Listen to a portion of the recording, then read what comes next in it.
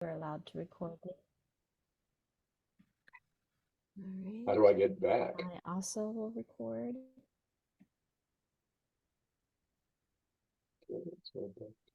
All right. All right. Well, hello, everyone. Happy New Year. What a great way to start the new year by talking about identity. Yay. um, I I will be honest with you. I have been playing catch up myself this week. Or it's only Monday, but I've been playing catch up and trying to get all of my my my. So the first week of every month, our franchise financial reports are due to the home office. And so I've been trying to get those done, and those were done today. So I haven't really reviewed any of the material. So if anybody feels confident about identity, please jump in. Anyone?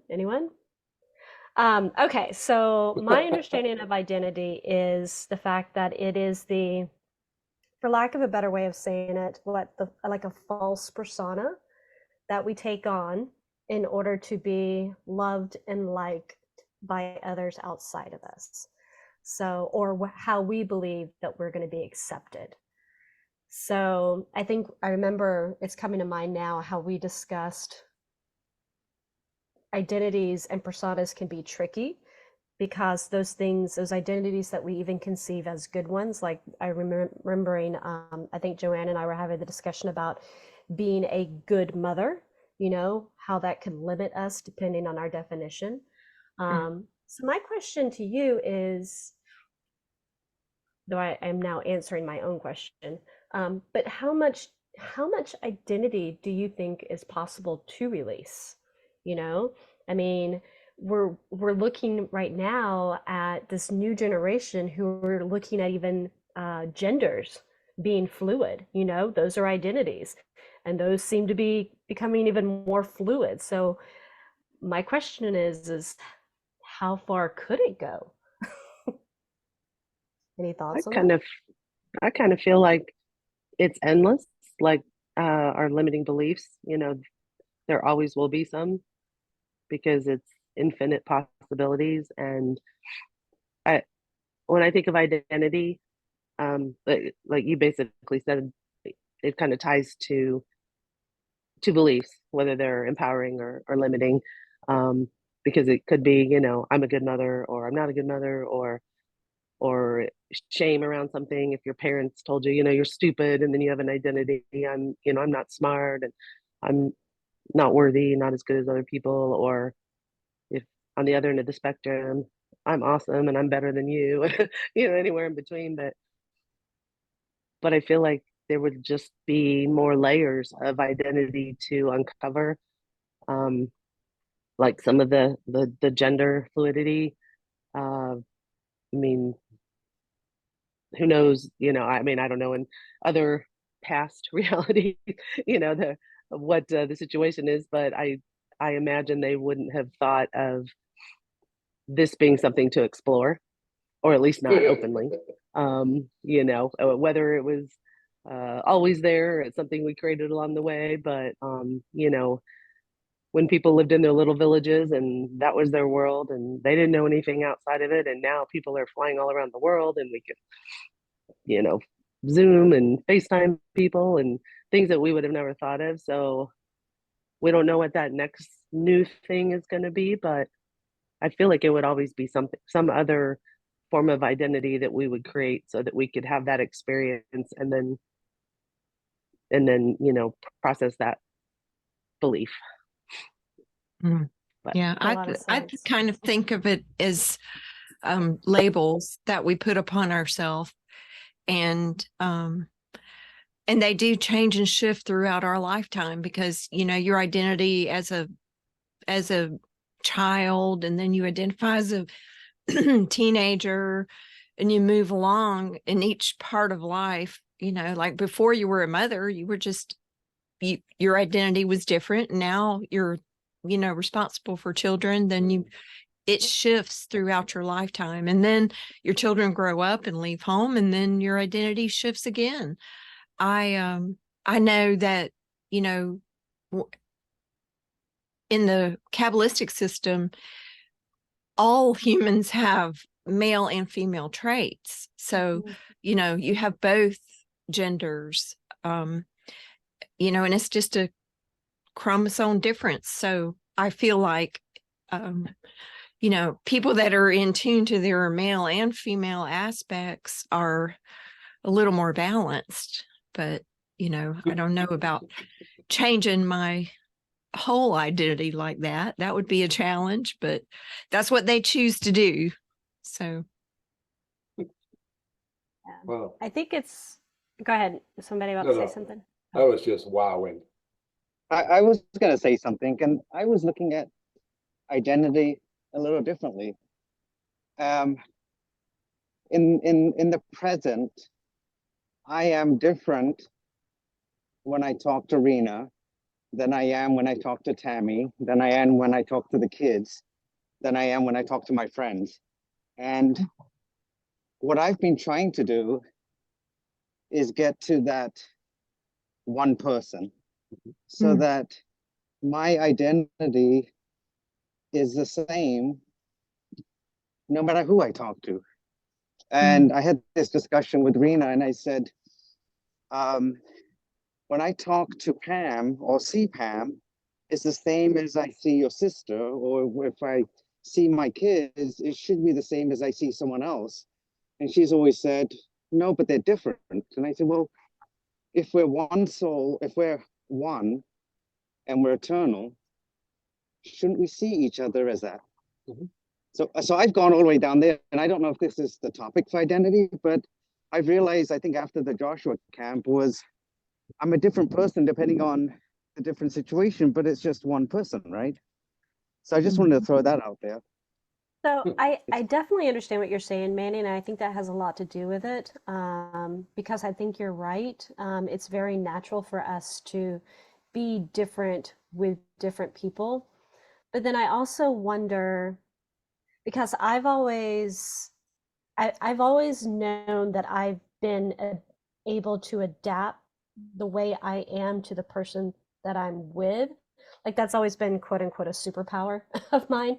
But I've always seen it as a way to help the other person be more comfortable, be, you know, to feel like they're being seen or heard or what have you. I do agree that I think it's not ideal when you are deliberately changing how you're acting and being in order to be liked by that person. Of course, now as I'm saying all this, I'm like, wait a minute, am I doing that? But yeah, So, I think we all do that, Pam, right. you know, to a certain degree. And, Yeah, you know, as we- Manny says that, I know that I have friends that, you know, I don't separate them, but I'm saying when I'm with people, I talk about different things because that's what they're interested in. Or, you know, I have Yeah. my soul tribe and we talk about these lessons and teachings and the activations like we were talking this morning. But really, you know, we could talk about it to anyone. Or we could be the same. I think Manny's right. I think we're leading up to being one person all the time, the same. And in oneness, you know, that the oneness is a hard concept. If you identify that you are the other person, you certainly have more empathy and understanding. So Yeah, that might that's be your really cool. superpower. yeah. So I'll give you one example. Like on this Joshua forum, it's so easy for me to treat everyone the same, and whether that's Katie's message, you know, Pam, everyone's message. If you look at them, if you read some of the comments, they are all the same, no matter who you are. And it's so easy to do that. Now, outside of that forum, it's a little harder. And, you know, I think about why is that? Why am I treating other people differently when we're all eternally linked? And it's a really deep question.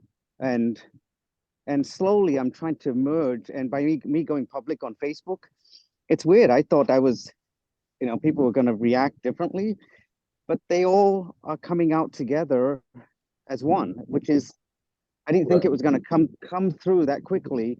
My brother-in-laws, my sister, my relatives, they're all coming out and saying positive things, which I thought wasn't going to happen, but it's coming out slowly, faster than I thought it would.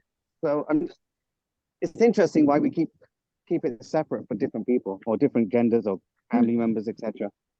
I wonder, Manny, if it's got to do with authenticity. Like it's easier for you to be authentic around certain people, but not so much. Like take, for example, the people on Facebook, you were scared of being authentic to them because you were scared of being rejected or judged in some way. So, because I'm trying to relate it to what you were saying earlier about being the same with everyone, if that's more of a authenticity question. Does that make sense? Yeah, it could be acceptance. I kind of think it's it's part of the journey, and we're at that place where we're exploring things that other people aren't. We're actually exploring who we truly are, and so many people are still exploring who they're truly not. But had we not chosen lives to live in certain cities, to have certain parents and certain siblings and certain experiences, so that we could be immersed in these situations where maybe we have parents who are very conservative, but we have this rebellious streak, and so we have to pretend to be a certain way with them, and then different with others, or different with our coworkers versus our closest friends. But all that is helping us see where we're not authentic. I think that's a good way to describe it. And so we want those experiences, but we don't necessarily want to stay there, and like what Manny's talking about, he's kind of like, okay, I now am on the other side of it, and I see that it was like that was just our little playground. Oh, I'm going to put on this costume and pretend to be this very demure person, and then with these people I'll put on a different costume and I'll be really wild and outrageous, and we get to play all the parts, but it's all part of us, and there's no reason we can't act the same with everybody or act all the parts with everybody, but yeah, we're just closer to where, like you said, Manny, you're way closer to realizing the oneness of all the parts of you and everyone else than most people are. So, but you're leading the way by posting things on Facebook and by the things that we're doing and inviting people and just being a living example of it, even if we don't tell them, because some people, I feel like right now, at least, that's kind of where I feel like I'm at with my experience. I say things to different people, and you can just kind of tell they're like, oh, but, and then I just let it go, and maybe it'll sink in. It's there for later when maybe the light bulb goes off, or maybe it never will in this life. I don't know, but I feel like right now my most important thing is just to live it and be the example of it, rather than trying to force doctrine on people, or Joshua says, or it's just like, just live it. And I know Joshua said this, like, oh, people will be like, what's changed? You're different. You seem happier. What, like you're calmer and more peaceful. But we're kind of merging everything, but we're the leaders. I think one of the things that takes place with this is you have to look where you came from to see how far you've come. And in looking at this group, I've been in 3 years with this, and it's amazing what I've changed, but how now my acceptance of everybody is much greater. And which means that being that I feel that way now, I feel, well, you've always been that way. No, you haven't. And now I go, okay, well, if I'm feeling this way, then everybody should feel this way. Well, they're not. So how do I, in turn, keep my sovereignty and my authenticity and allow them to be as who they are and accept them? And that's just love. Mhm. So what this whole thing has in the last 6 months to a year has been just a change of me, because I don't remember too much what my old story was. It comes out occasionally. There are triggers, and all of a sudden, I just start off on it, and I go, "Is is that who you are now?" It may have been back 20 years ago, 15 years ago, but right now, I'm very different, and I actually like it a lot, because there's no fireworks going off. There's a calmness and a vibration that I just go, this feels really good, as opposed to being amped up, which I love being amped up, but I don't have to now. It was, and finding people to share this with now has become just unbelievably easier when I finally settled into who I was now. And so I think that identity is, as you guys have all said, it's a moving target. It expands and goes out. Some of the identity just falls by the wayside because it no longer provides any value. And then other parts start emerging, which I would call, what they're calling the knowledgeables and the unknowledgeables. But it's these parts of us that are so fascinating that we can look into and see and go, wow. And that's when you begin to see that we don't know anything. And then when you start laughing about that, you go, okay, then why are you so serious? Just relax, have some fun, enjoy your animals, enjoy the what's happening to you right now, and just embrace it. And so that I think that part of the identity part, and that is from everybody talks about that, and I think it's probably critical, because those are road posts along the way that says that's who I am. I got to come back to that, and you don't, because we're constantly expanding and evolving. So let's be who we are right now. Yeah. What is that? And so that's kind of how these parts of it I've had to kind of entertain and let settle in, that right now is who I am. And the past is the past. I have no idea what the future is, but right now, my objective is to feel really good, have a lot of fun, and give a lot of love. And so if I do that, everything seems to kind of go. Now, we all have our little side parts, but that has been a big help. But that's taken 3 years. Yeah. It's a long time, Yeah, Anyway. it's taken me years. I was looking back Yeah. through pictures today in the last 4 years. And, I discuss spirituality with certain people, but I don't exactly explain it the way that Joshua does or White Light does. But, now they mirror those ideas back to me. My children do, my friends do. And, and I do have friends, and they'll say, you have all these friends, and I tell them it's an online spiritual group. And I've had a few ask me. I've given people books. I mean, I don't really just try to force it down them, because for me, I've studied a lot of different things. So I don't know if one program can save your life, but I do know, like, working on your limiting beliefs is big. It was very big for me, and even though I was in the boot camp, like, I was in it a year before I was really doing those forms correctly. And once I started doing those forms, then I can do them in my head now. But every now and then I still pull one out. So the limitations never completely go away. The fear never completely goes away.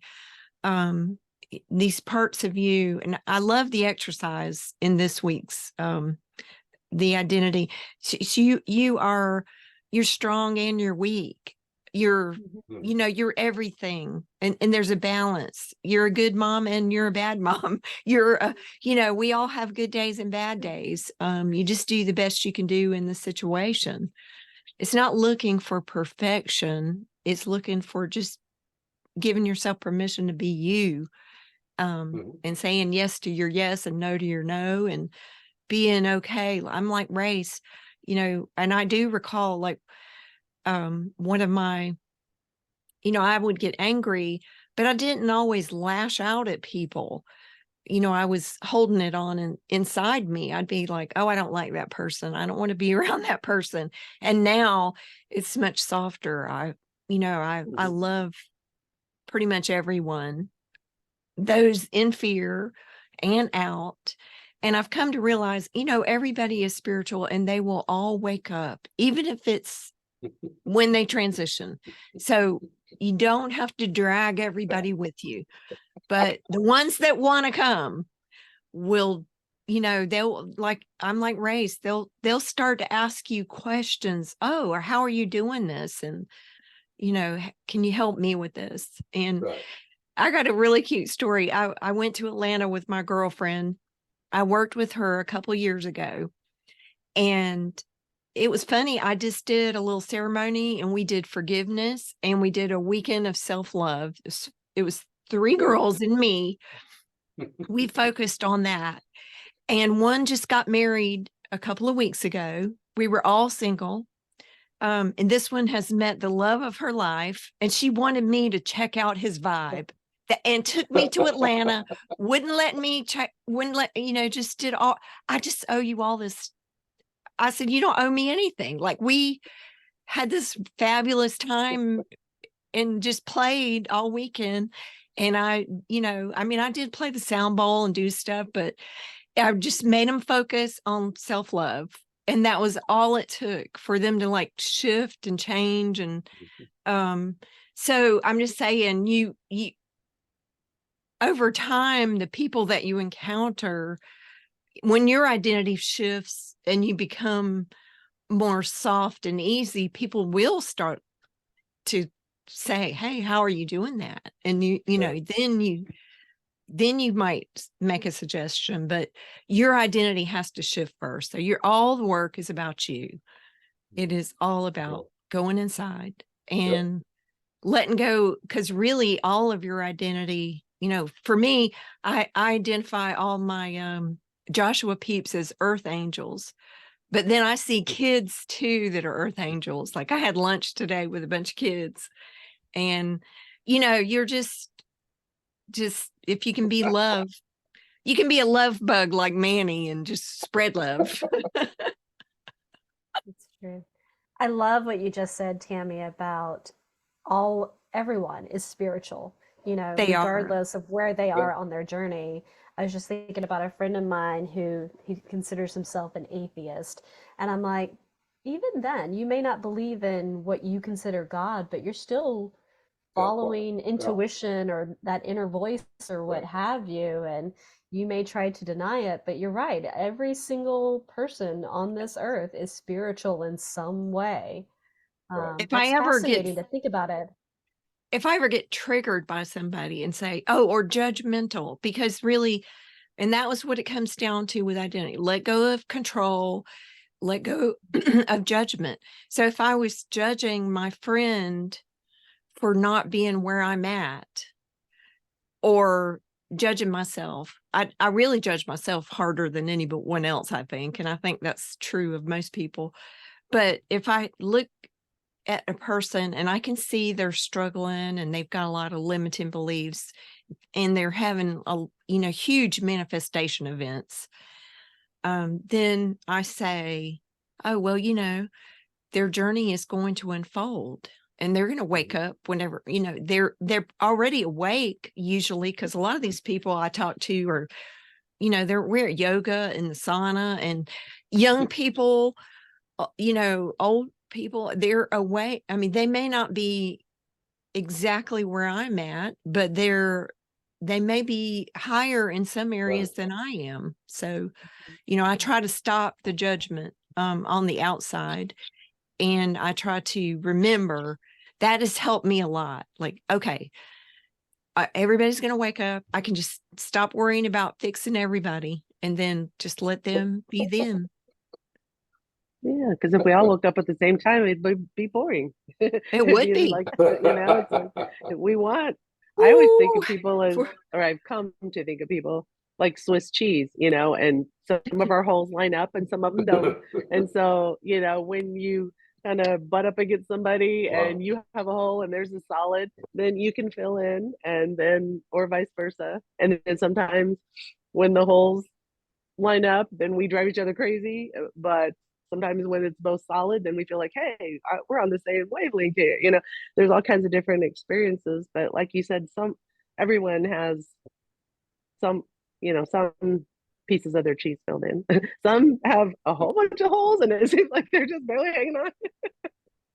They got a lot of filling in to do, but yeah, it's like we don't want to be with people that are exactly like us all the time, No, because then we we can't think we explore. do. So We yeah, think we exactly. do, but It feels no. easier and it's fun, and sometimes it's a good kind of rest, from the Yeah. manifest the limiting beliefs. But yeah, it's kind of like sitting on the bench and taking a break, and you're like, okay, get back in the game. Like it's boring after a while sitting on the bench. Like I want to get back in, see what trouble I can start.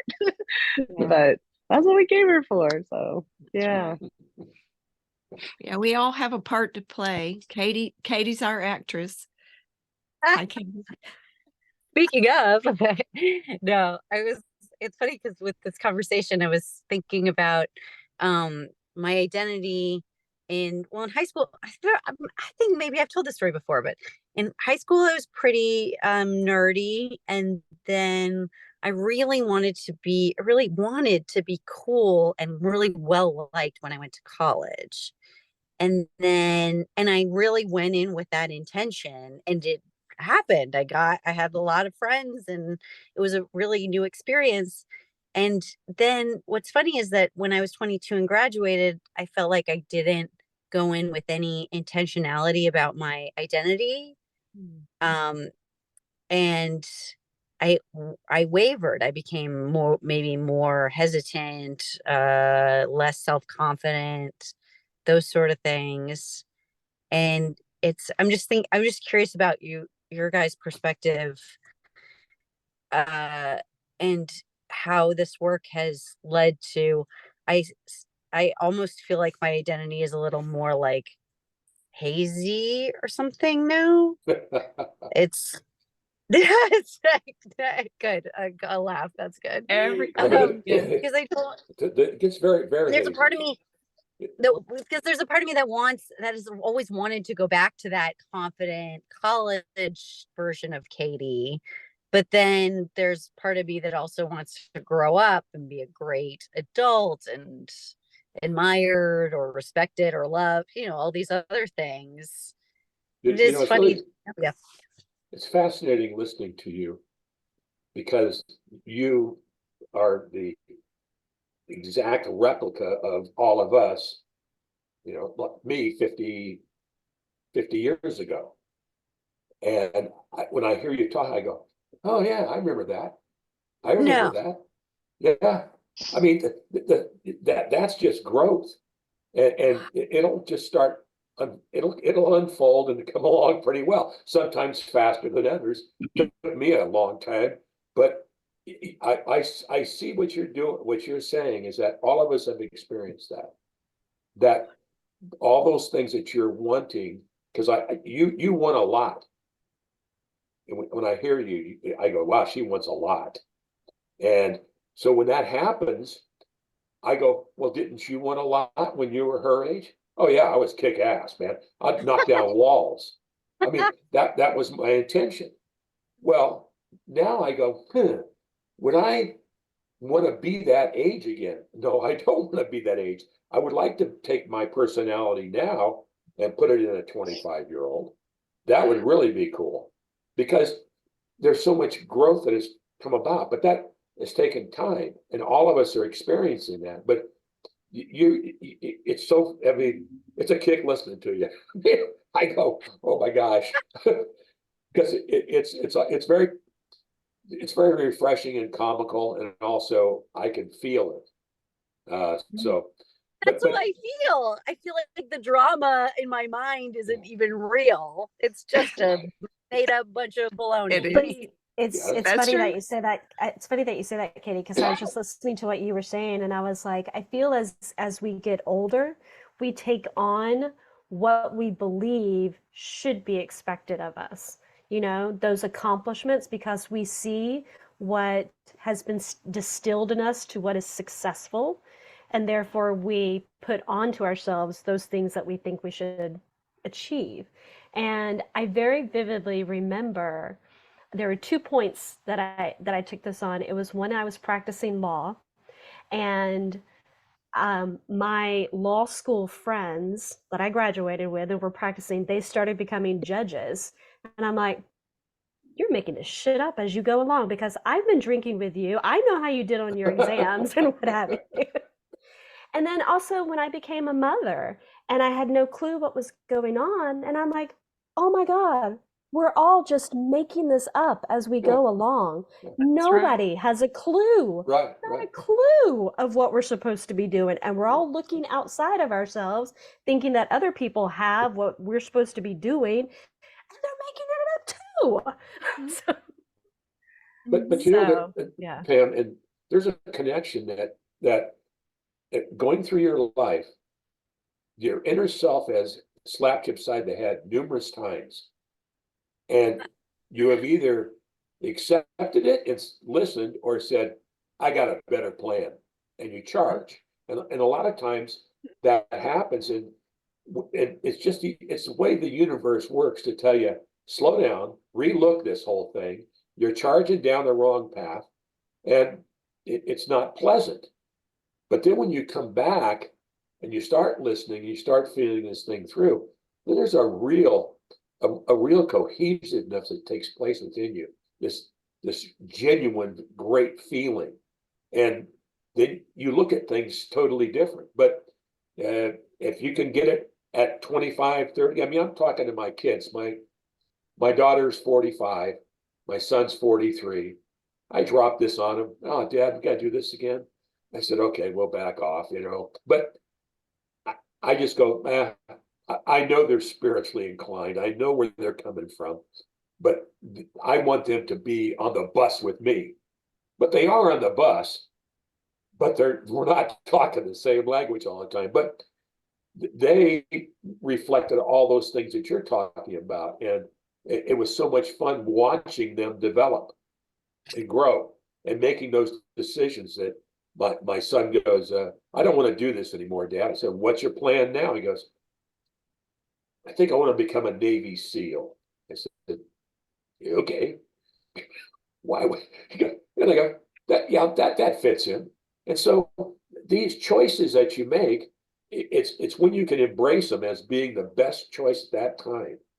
Whether it is or isn't, just going, I'm here now and I love it. And if you can do that, the next step becomes a little bit easier and things unfold. But it's when we start thinking too much, because whenever I stopped thinking and started just going, I love it here, then love just brought more and more of this greatness. And so it's just something for you, because you remind me of my daughter at your age, going, you know, she was an actress, and she, you know, I go, okay, whatever. But yeah, you're unbelievable. Ah, you too. And because I was just thinking, I feel that I have to remember that sentence, because I feel that in every one of Manni's posts. I love it here. Yeah. I love it Yeah. here. I love it That's- here. That's the That's only right. place you got. Once you just fall in love with life and then Yeah. you start going with your inspiration, then it just unfolds. And that's the thing, is you're trying to get it this way with your mind, but it's really your heart that's got to lead the way, you know, that comes with, you know, and that this is an example. Okay, so in December, I didn't have any plans. Okay. I didn't have any plans. And I've always been a planner. Like, you're talking to a person who was a type A planner, check every dot, cross every I. I would feed 4 kids in 30 minutes and wash the dishes. I was like a maniac. And I worked out like crazy. I was, real healthy. And anyway, so I would I would just say, well, I didn't have any plans. I got invited to the mountains with my son. It was like the last minute. I said, okay. And it was just a lovely time. When I got back, he said, you have a real calming effect on everyone. And then, so I didn't plan to have a real calming effect on anyone. So I go on that trip. Then I'm on a call on Friday, and Gary and Christy are in Savannah, and they're like, come to Savannah. I had no plans for the weekend till Sunday. It was Christmas, and there were things I should be doing, like cooking, making brownies or something. I don't know. So I said, okay. I got in my car and drove to Savannah and just spent a little time with them. And then same thing happened. Will you come to Atlanta with me the next weekend? So I didn't plan any of those trips. I made no reservations. I did nothing. Now, I could have said no. But I said yes. But it's like once you start just like being okay with what happens, then just crazy things happen. Like, you'll get in out of the blue. You'll just start getting instincts and things will just come together. And I did nothing. I didn't even bring any gifts. I didn't do anything. I didn't have time. It was like, pack your shit and go. And, that's not like, I would say 20 years ago, I would have a checklist, and I would have had to have all these things that I needed. And you know what I said? Oh, whatever I need will be there when I get there. And guess what? Everything I needed was there when I got there. So, you can't really plan for what you don't know, the unimagined. And my old identity, and I think you do need to focus on letting go of planning for the future, though. That's one thing that I shifted that about my identity. I wake up and I say, well, let the magic happen today. I got invited to lunch with my grandson today. That, it's not planned. I don't hardly plan anything anymore. So it feels really good, doesn't it? It's way easier. Oh, yeah. And I know it's way easier. Yeah. I used to would have planned I would have had my year planned out and where I was going on certain trips and with who, and then I couldn't take that person because I didn't like them. and I was with a bunch of strangers in Atlanta. This was hilarious. I was with all these girls, and they were hilarious. And there were 6 ladies, and we had a guy that was looking out for us. And it turns out he was a drug dealer. And I said, so they were all like, well, the couple of them were non-spiritual people. And I was like, well, does he sell good drugs? That's all I said. I don't need any drugs. But I just made a joke, and they just all fell out laughing. And then he came over and was talking to us, and I was like, we're being, anyway, it was funny. But and then this young guy, he came over to me and he was talking to me, and I had my angel boots on, of course. And I said, yes, he kind of was starting to complain. He was a young guy. And I said, well, the night is young. You might have the most amazing night of your life. So I'm just like gently shifting the conversation around. And his friend looks over there. She's hitting on you. I said, no. I said, no. I said, I don't hit on 30-year-olds, but if I did, I would hit on you. Yes, 30-year-old guy. I'm like, if I don't hit on 30-year-old young men. That's but an if I identity issue. That's an identity issue. I have Right, an that's a identity limiting issue. I'm belief. not a cougar. So they were all laughing. So I just gave them all love hugs with the angels. So I'm saying that I sure didn't plan for that.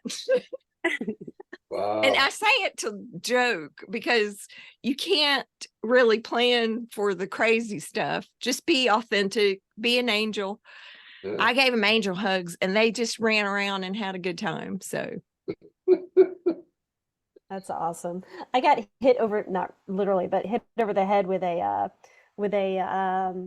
I guess what would you call that? A sign from the heavens, basically. uh-huh. I pulled up to a red light the other day, and there was a 18-wheeler that pulled up next to me.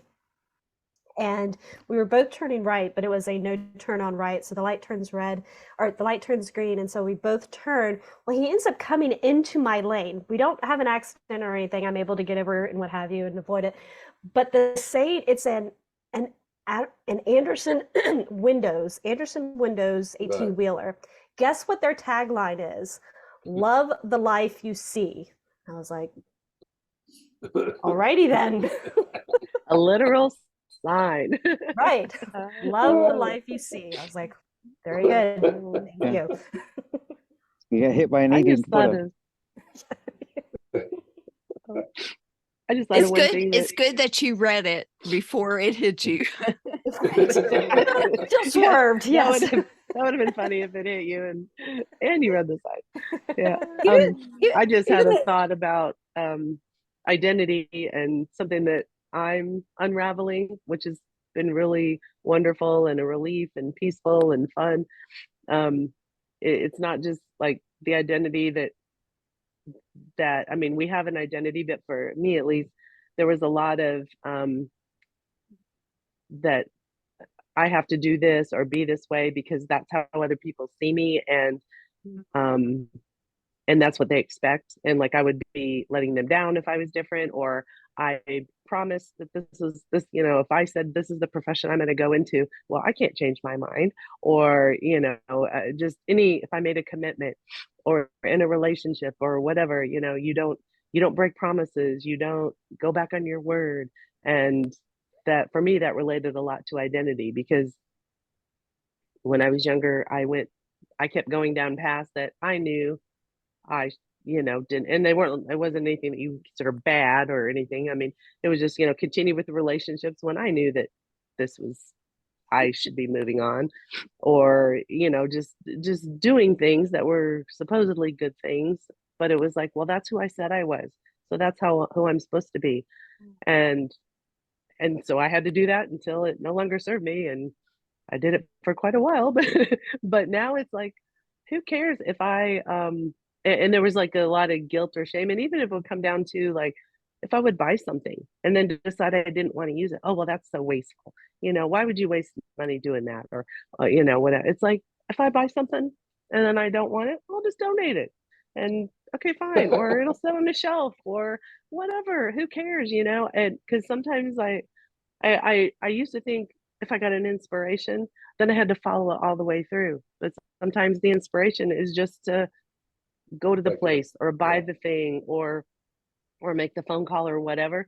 But it doesn't mean you have to keep talking to that person or use that product or go back to that place or whatever. And I don't know. For me, that was it was like a real light bulb for me. That apparently was one of my pre-birth intentions, to feel like I was boxed into commitments I made. And the funny thing is, I mean, it was only being reflected back to me because that was my belief. There were not people out there thinking that you should be this way or do this thing, or because you said you were going to be a teacher, that's what you had to do. But I still am a teacher, just not in the traditional way. But that's what I said I was going to do. And whenever I didn't do that anymore, then I was letting people down. Nobody cared. Nobody, Yeah. but I put that limitation on me. And now I have fun whenever I think, oh, this would be really cool. I'm going to do that. And then I'll buy the thing or look up the website or whatever. And then I drop it. And it's like, when it feels like it falls flat, and it's like, okay, I'm not going to force it. When I feel like I'm forcing it, then I just stop. And it's like, well, what a relief. Okay, I don't have to do that anymore.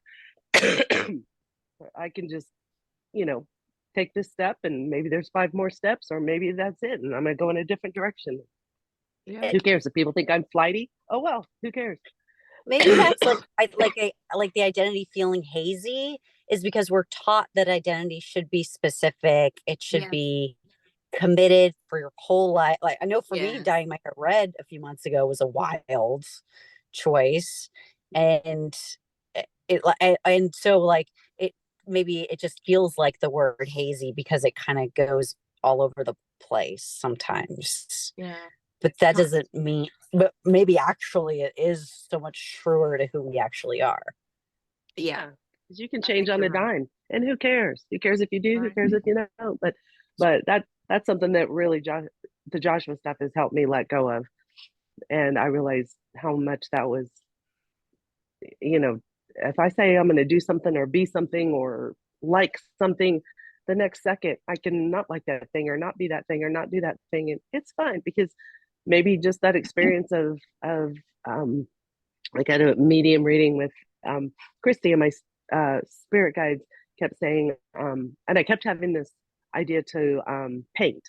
And I was like, okay, well, I guess I'll have to figure out what, things to paint and supplies to get or whatever. And then Christy said, yeah, I had the same thing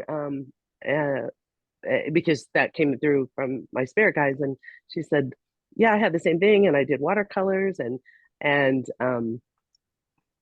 I got really good at it, but I haven't done it in a while. And it was like, it just never felt like I felt like I kept hitting a wall. Like, okay, well, I'll look into that, and then I kind of forget about it, or it felt like I was just bumping into walls, I guess. So it's like, okay, I guess I'm forcing this. I'll let go. And then when she said watercolors, it was like, oh, well, that's easy. And I ordered stuff on Amazon and got it the next day, and that was a couple months ago. I have it all pretty in a little box and in my office and ready for me to paint. And I'm thinking about all these things and and I want to paint this. Oh, and then I want to do these projects where I do the watercolor and then rip up the paper and then make these collages. And I have all these great ideas.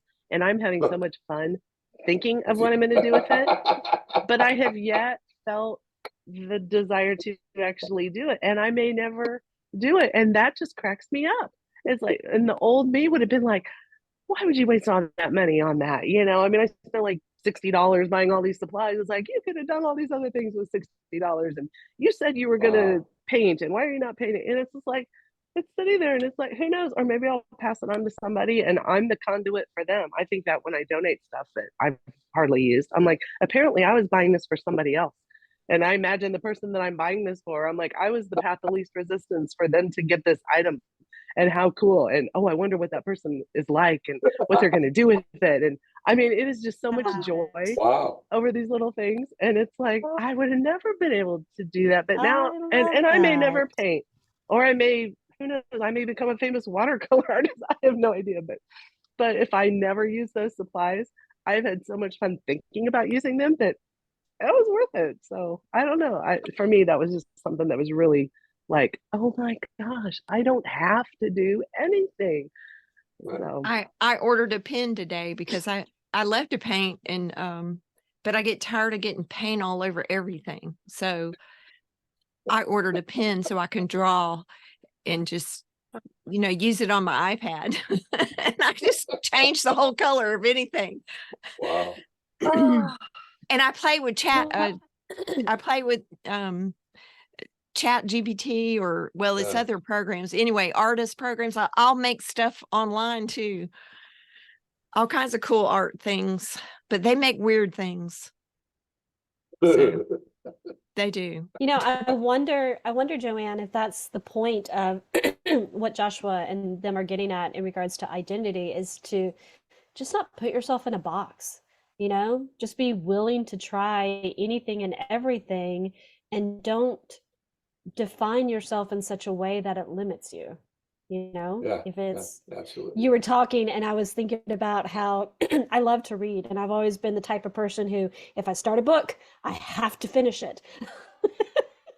But no, I let that go probably about a year ago. And so there are so many books that I have that are a third, 2/3, not done, what have you. But yeah. The what you're going through is just, it's very liberating in that you don't have to do anything. And but you're always moving towards something. You don't always know what it is though. So unimaginable. I mean, I go, okay, what's going to happen today? I said, man, I don't know. So then I go in and meditate, do my stuff, and then something starts popping up, and I go, oh, that felt really good. That was fun. And I mean, Pam shot the group thing to me. I said, okay, we're on Monday. This will be awesome. And by looking at it from that different perspective of really going, I say yes to almost everything. My wife goes, well, you can't say yes to certain things. I said, I can say yes to everything.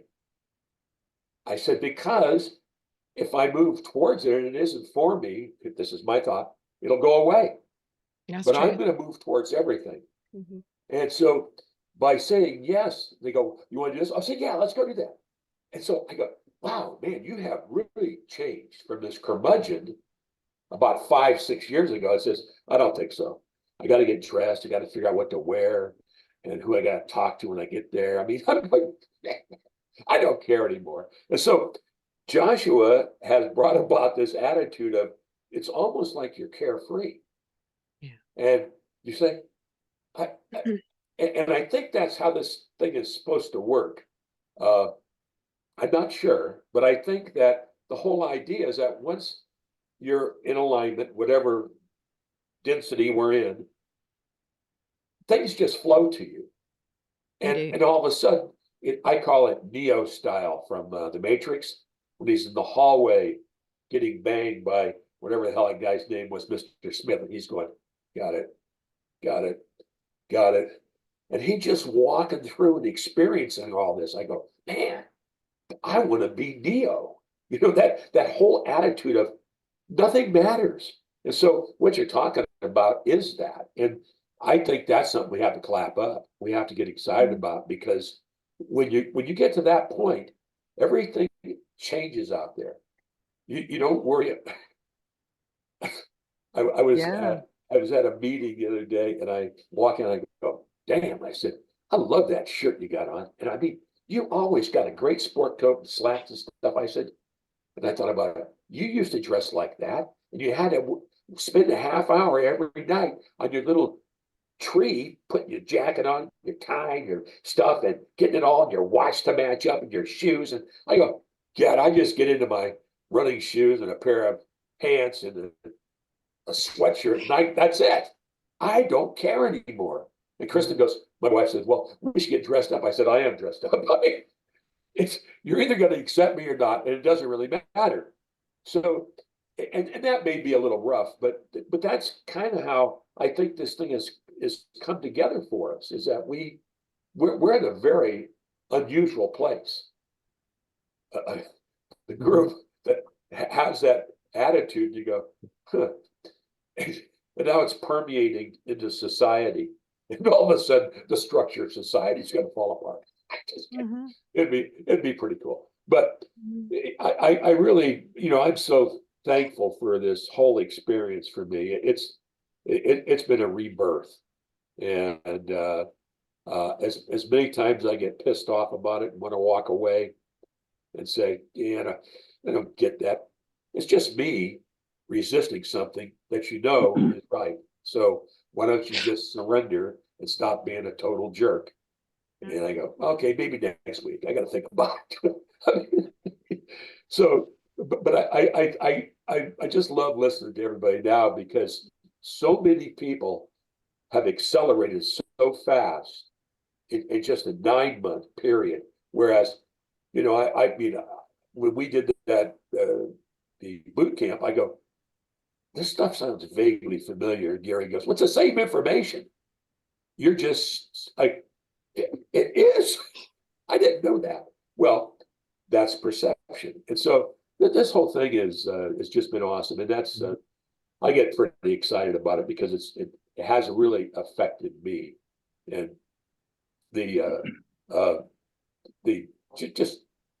I get a chance to talk to Daryl once a week. And this is a real, I mean, it's like opening up the congressional library. So you got to, Oh. yeah, you got to be very careful on the question because he'll take off. But I tell you what, I really love that guy. He's very awesome, very awesome.